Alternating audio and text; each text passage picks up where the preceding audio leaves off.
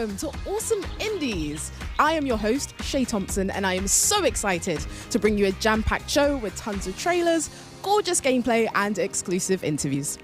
The Awesome Indie Showcase is all about highlighting the brilliant world of indie games and putting some titles on your radar that you might have otherwise missed. So get comfortable and come with me on this journey as we look at some of the most innovative, creative, and whimsical games the industry has to offer.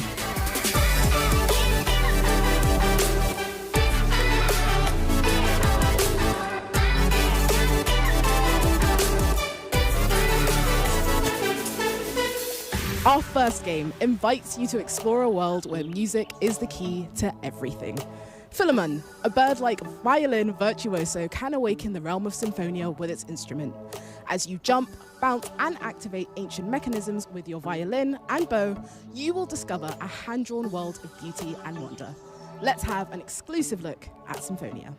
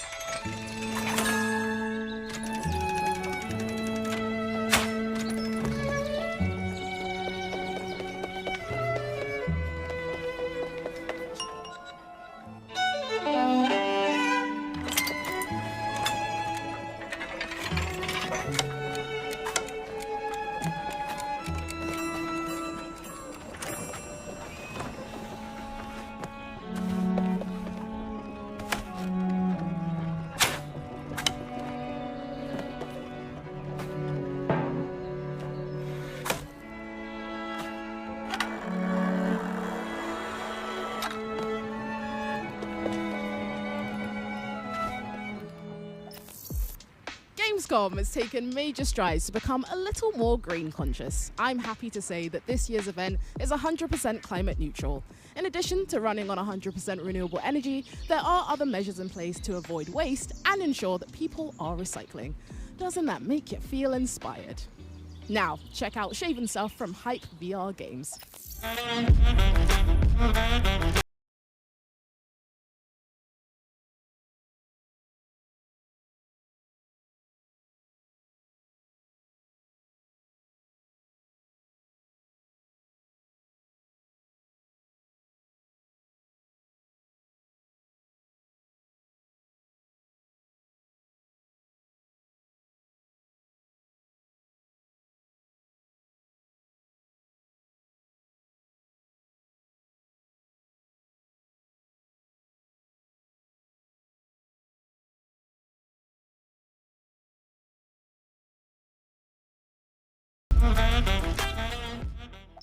One of my favourite things about Awesome Indies is the sheer range of different games and settings. We're starting off this next section with an 1870s interactive thriller, then boom, all of a sudden, we're transported over to a handcrafted fairy tale. Let's take a closer look at our next trailers.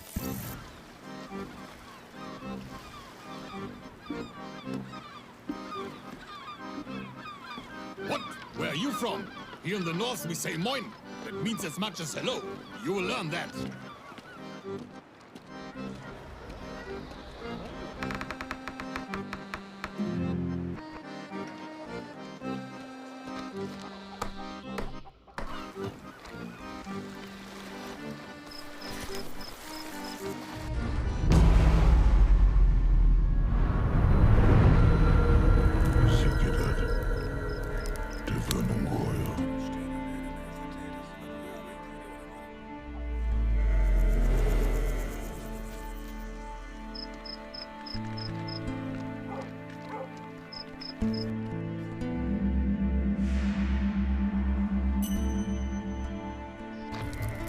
Oh yeah?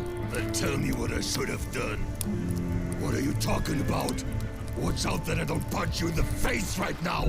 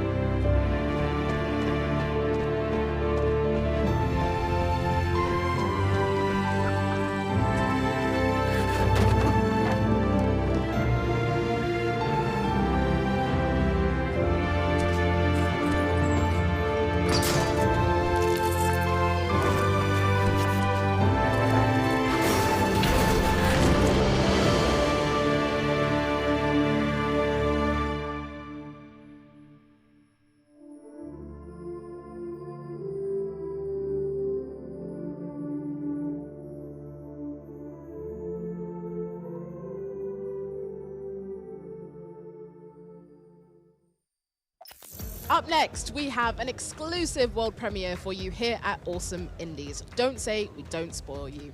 Menace is a sci-fi turn-based tactical RPG from the developers behind the indie hit Battle Brothers. I'm delighted to say that I'm joined by Joe Robinson from Hooded Horse Inc. Thank you so much for joining me. Putting a new game out into the world must be equal parts terrifying and exciting, right? Every time, yeah. Thank you for having me. Awesome. So what can you tell us about the story and the setting? Sure. So Menace is inspired by the 80s and 90s classic sci-fi movies. You are in charge of an elite strike force of Marines sent to the Wayback System, and your mission there is to restore order, bring a bit of civilization back to the frontier. The issue is that the FTL gate on the Wayback side is broken, so there is no way back from this mission you've been sent on. And when you get there, you'll find disparate factions all over the system. So you've got raiders, pirates, you've got normal people just trying to live their lives, you've got corporations trying to make money, and you've got to figure out, as a player, you've got to figure out how you want to deal with these factions, who you want to ally with, where you want to apply the resources that you have in order to complete your mission. And part of it is repairing the gate so that you can get more help from the core worlds. But as the campaign progresses, the Menace themselves show up, and they're a pretty big deal, and it will then become your job to try and unite these factions for a common good and try and survive, basically. Awesome. So what can players expect from the gameplay? I mean, if you've heard anything or seen anything about Battle Brothers, you'll be very pleased with what's happened with Menace. The developers have taken all of the good stuff from Battle Brothers, put a little sci-fi tinge on it, and then just made it, X amount better. So the three things that we're most proud of in terms of what the dev team have done, you've got the better characters. So each squad in your strike force is controlled by a single person. Like, they've got hopes, desires, dreams, they've got a backstory. You'll love them, you'll hate them, you have to try and get them to work together. As the campaign progresses, you may end up recruiting other people from the Wayback system to act as squad leaders with their own force. Your OG Marines may not like that, you still got to get the job done. But if a mission goes wrong, some of these characters could die. You could permanently lose access to that squad leader, and the benefits that they bring. So we really want the players to get invested in the characters, in their army, and just in the kind of the journey you take through the Wayback system. One of the other things we're really proud of is the strategic layer. So you still travel around the system. You're on a strike cruiser called the Impetus. It's your mobile base during the game, and you get to go to planet. But when you get there, it's not just you do a mission, pat yourself on the back on a job well done, and go home get the reward. In Menace, you have to plan out multi-mission operations. So you do the first mission, so you've got a foothold on the planet. What do you do next? Do you take out a supply line? Do you press forward? Do you do whatever option C is? And you go through these paths that will then culminate in a kind of more climactic end battle. And all the choices you make, all the decisions you make about where to go, what to do, they all kind of come to a head in this final battle. And once you've done that, then you get to pat yourself on the back and go home for the reward. But we think it's really going to make players a bit more invested in what they're doing, really make each mission that more meaningful, because it's not just that fight, it's what does this mean for the next fight and the next fight. And then on missions, the third thing that we're actually quite pleased for is we're calling it the living battlefield. So in some turn-based games, the action can get a bit stilted or disjointed. There's a rush of action and then everything stops because it's not your turn anymore. In Menace, the action never stops just because it's someone else's turn. Your troops are always firing, always trying to do their assigned orders. And it's all very tit for tat as well. Like, you've got, you move a unit and then your opponent moves a unit. It's very, you're always trying to think, okay, who needs help? What can I do? What are the consequences of me doing this? What's the best play here? So there's some really gritty tactical decisions the players have to make in every moment of a battle, because they're not given any rest or any time to think just because it's a turn-based game. So it sounds like there's a lot here for players to sink their teeth into. Yes, we're very happy with it. It's very exciting to announce this. Battle Brothers is enjoyed by hundreds of thousands of people across the world. We think they're really going to like Menace, but we also think that other people will also like Menace. If you like sci-fi, if you like just turn-based strategy in general, there's a lot here for a lot of gamers, and we're so happy we can finally share it with the world. Awesome. Well, I'd say it's time to take a closer look at Menace.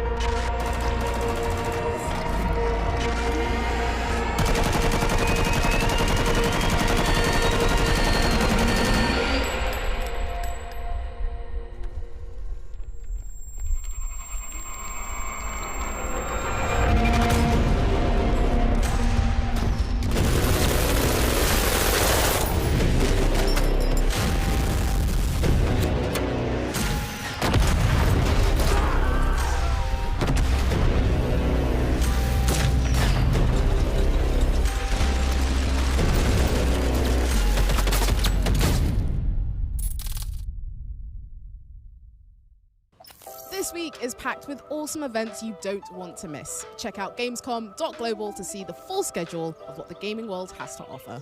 We're putting the power in your hands this year. To have a say in the Gamescom Awards, go to now.gamescom.global to vote for your top picks. Hey you! Yes, you! Do you have FOMC?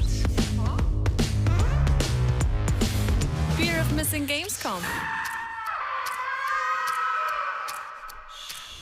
Relax.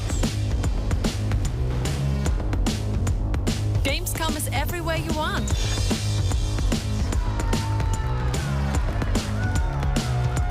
Gamescom now. Register now. Look, I'm not here to weigh in on the cats versus dogs debate, all right? But at least we can all agree that cats are cute as hell. In our next game, you'll embark on a journey in this physics-based multiplayer with nothing but a wagon and your wits. Take a look at Catrophy Tale.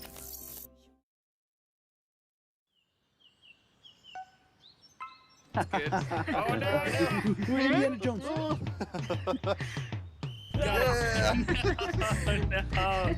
No, it's impossible. There it goes.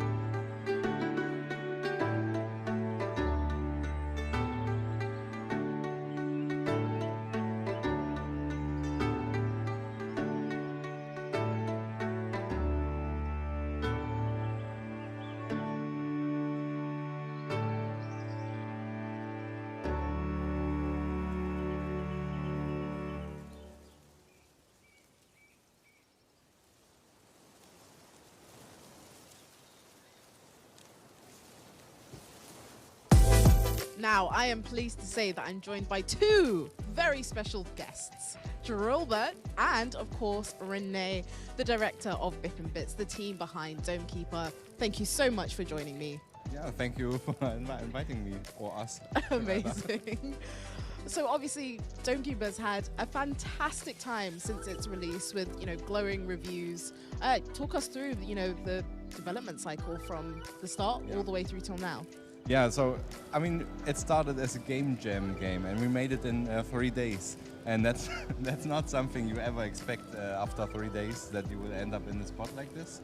But it was already clear, like, people were responding to the game in a very different way than our other jam games. And we quickly understood that we have something here. And then we just expanded on it and thought, okay, the game already works. After 3 days of development, the game works. We just don't need to break it, just expand it.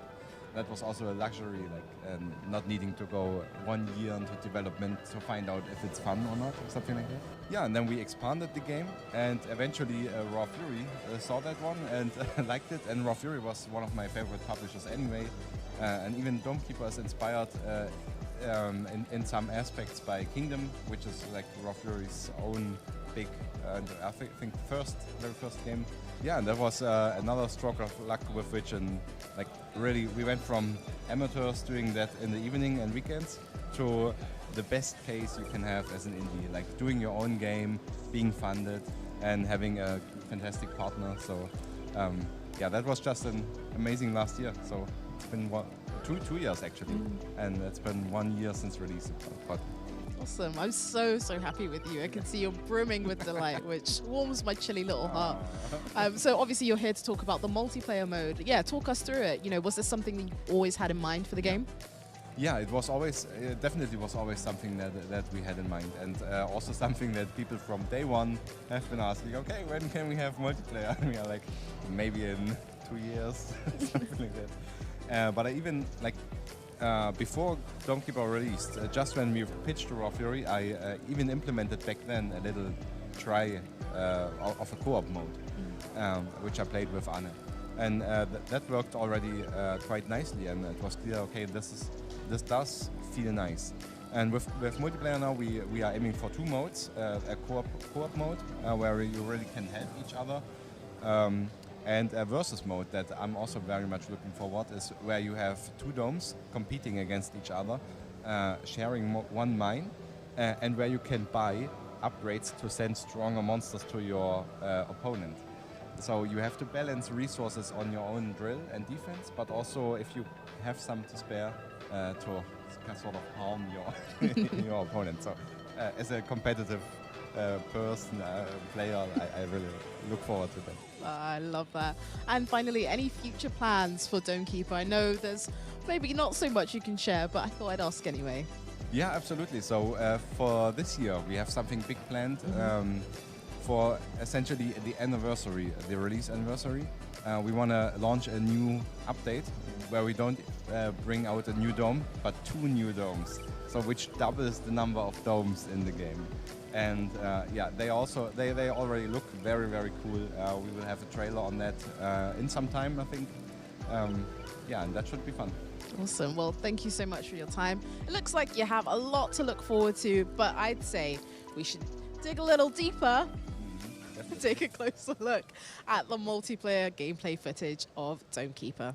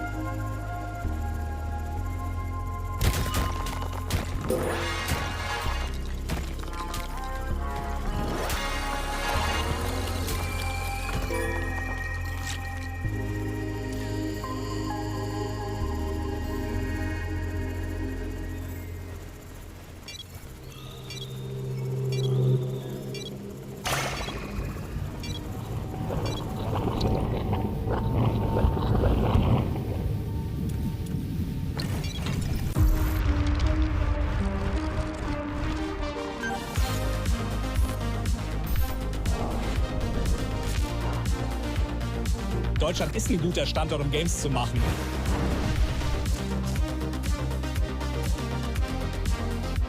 Germany has always been a big priority for us.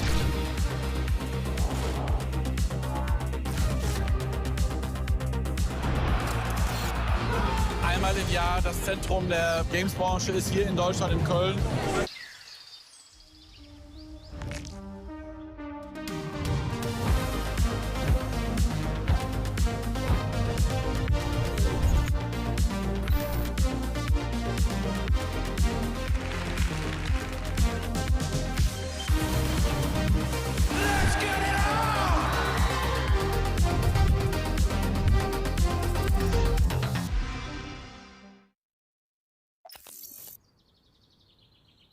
Oh, hi there.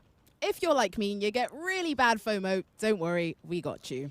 You can join the adventure and win cool prizes in this year's Gamescom Epics, the text adventure game of the show, where you solve all of the puzzles and put your nerdy knowledge to the test. And the best part is, you can do it right on your phone.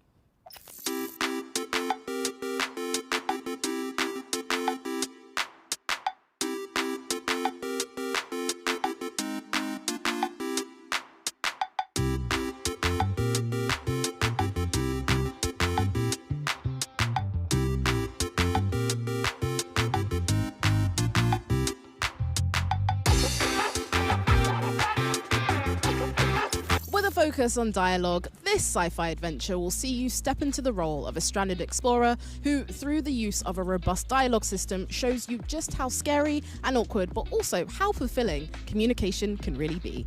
This is Misgiven.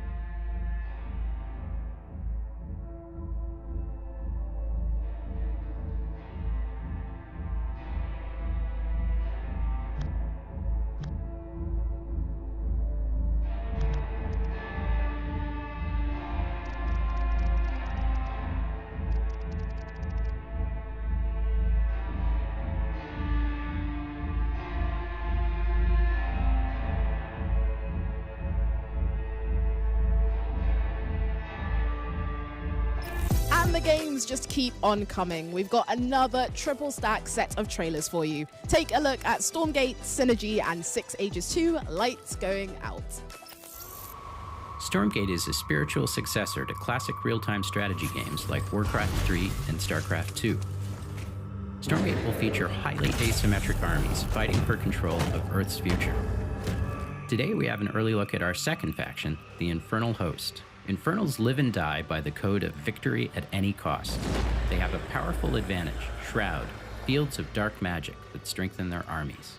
The lowliest Infernal units are the Worker Imps. You might think they're cute, but don't get too close.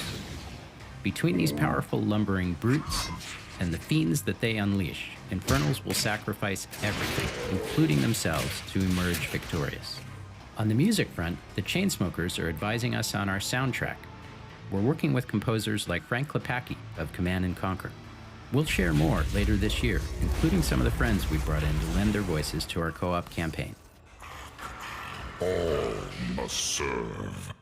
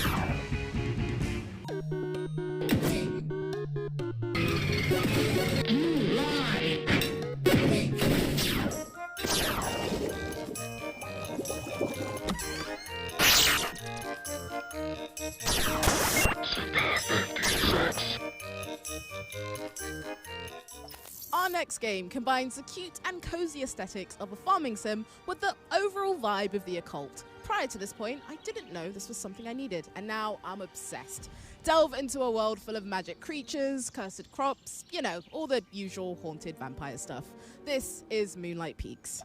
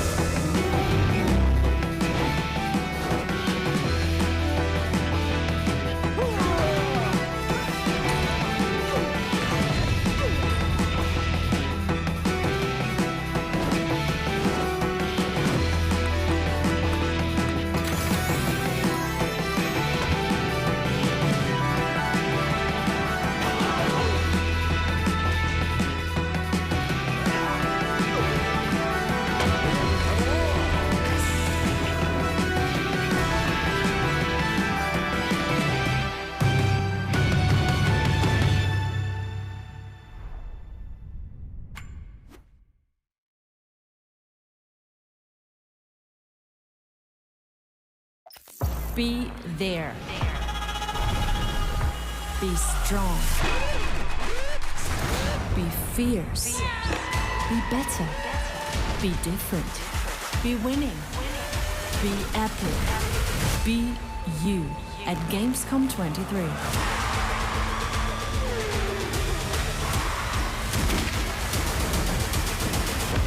Come and be everything at Gamescom 2023. Next up, we've got a strategy game that boasts fully customizable units and behaviors either alone or with friends. It combines automation, survival, and exploration in a stunning sci-fi setting. It also has cute robots. Check out Desynced.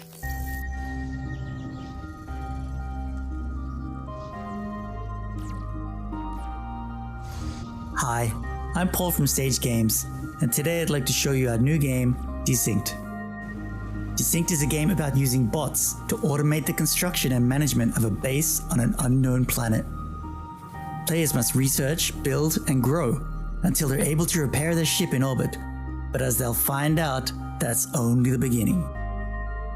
When you start the game, you use resources like metal and crystal to produce circuit boards and other materials for more advanced technology. Here's a basic scout. Right now, all it can do is carry things around. But scouts, like all units and buildings in Desynced, can be equipped with components to provide more functionality. Look, with a miner component equipped, they can mine metal ore. Alternatively, I could equip a turret and it could help defend the base. Or I could equip a basic factory component. Now it can produce metal bars without needing to move supplies to a building. There are many other components like radars, radio emitters, wind turbines, extra storage, and even a landing pad for drones. As you progress, you'll unlock units with more component sockets to tailor them to your needs. Desynced is a game where every problem has multiple solutions, and experimentation is key. For example, just like units, buildings in Desynced are also modular. Each building has a number of component slots of different sizes and can be configured to accomplish different tasks. A building located next to a large deposit of metal ore can be equipped with a miner to mine directly into the building. With larger buildings, you can even equip fabricators to process the ore without having to move it. For players who really want to go deep, there's an optional behavior editor in-game to give more control to your units and buildings. This behavior allows a building to request more raw materials once its inventory drops below a certain threshold. A behavior like this means that instead of waiting until inventory is depleted and then requesting more, your factories can produce without stopping. You can even write behaviors to change what a factory is producing based on your global inventory, so that once you have a surplus of, say, metal bars, the factory could switch to producing metal plates without your input. As their base grows, players will discover that native wildlife isn't entirely friendly. Combat in Desynced is mostly optional, and players can choose to play with passive enemies to focus on building, or aggressive enemies for a survival challenge. Play Desynced cooperatively with friends, or go head-to-head. The game already has a large tech tree with dozens of hours of content, with more coming in early access over the next year. Desynced is available in early access now, and we hope you'll check it out on Steam. It's always nice to see indie games being so successful that they get a sequel. That's why I am so happy to have Yarden from Cloverbyte here to talk with me about Grime 2. So first things first, was a sequel always planned? So, not exactly, actually. We were working on the first Grime for about 4 years, and it was very exhausting work. We're like a small team of 5 people, and it was a lot of work between the 5 of us. So we were kind of thinking of moving on to something completely different after Grime, like just splitting apart even. But because the game sold pretty well and it got a very good critical reception, that basically is what allowed us to make another game. So we owe a lot of thanks to that. Awesome. So what can you tell us about the story and the setting? So the first Grime takes place in a world that's it's sort of obsessed with proportions and anatomy, and the second game is more so about a world that's obsessed with art and making art. So while in Grime, the first one, you had like areas that have like faces thrown about like in deserts, and a lot of body worship imagery of sorts, or body horror. In the second Grime, you will see like basically towns which are made of different forms of art. So like a town of huge nails which are just painted like entrances to houses, towns of giant vases, forests of weapons which are growing from the ground, stuff like that. So that is at the core of Grime's 2 story. Like basically it revolves a lot around art. Awesome. So, you know, Grime is known for being very atmospheric and very surreal, especially from your description there. What were some of your inspirations? So, I think every artist and every game is inspired by a lot of things. I'm not going to be able to pull all of them right now. There's so many games that inspired me. I think From Software games, obviously. Also, I think Warframe, the frames design. There's too many to name. But specifically, there's an artist called Wayne Barlow, which wrote a book called God's Demon. That was the very first inspiration for the Grime sort of universe, I guess, at this point. It's about like souls in hell and how they're made of clay and they're very malleable and stuff are made from them. So, like, basically the whole concept of that is somewhat religiously inspired, but the whole concept of a world where stuff are made from materials rather than flesh. That was probably the main inspiration.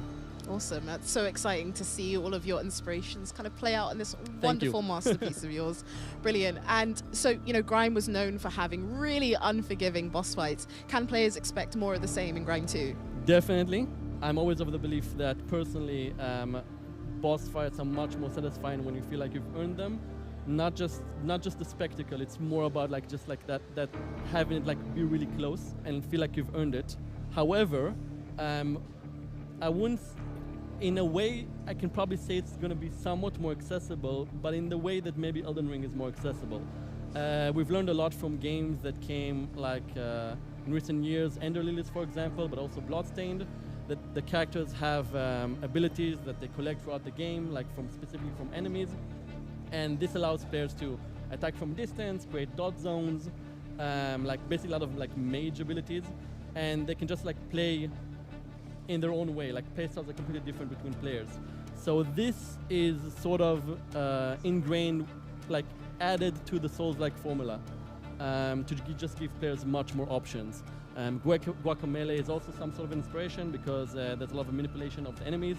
So over here as well with molds, you can like, molds are the abilities in Grime 2. You can throw enemies into each other, out of cliffs. You can use environmental obstacles to your advantage. There's just much more strategy and options in front of the player. So it's going to be a hard game still, but if you're very strategic and you're thinking about what you're doing, it's probably going to be way easier. Awesome. Well, you got me really excited to check it out now, so I'd say we do that. Here is Grime 2.